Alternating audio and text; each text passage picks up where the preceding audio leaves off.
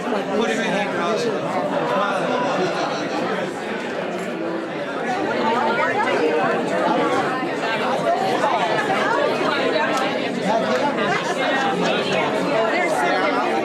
My name's Maggie Bigham Thomas, and I was at Baylor from 1962 to 1966.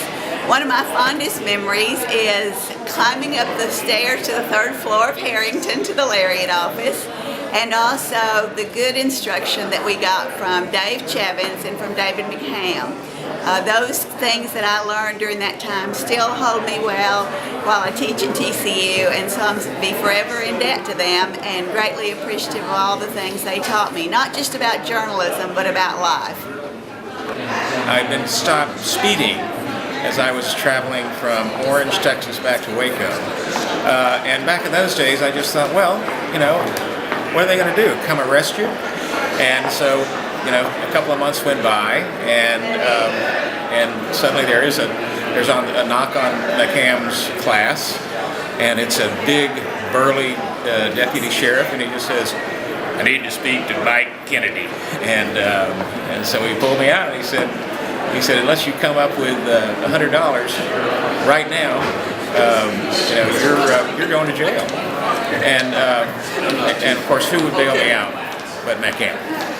My favorite David McCam story is from December of 1972, and in those days David was taking a group of students on an interterm trip to New York and then Washington. In fact, David had told us that we should get a cheap watch because we were all going to get mugged, and if we got mugged we would need something to give up, and it should be a cheap watch. So we were scared to death.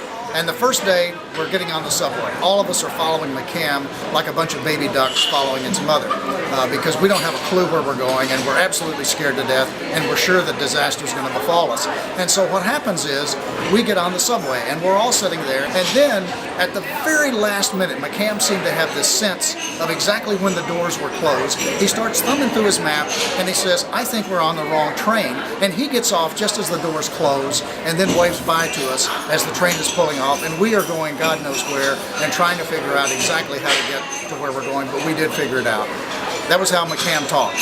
He taught lessons the hard way, and we learned to read the subway map very quickly.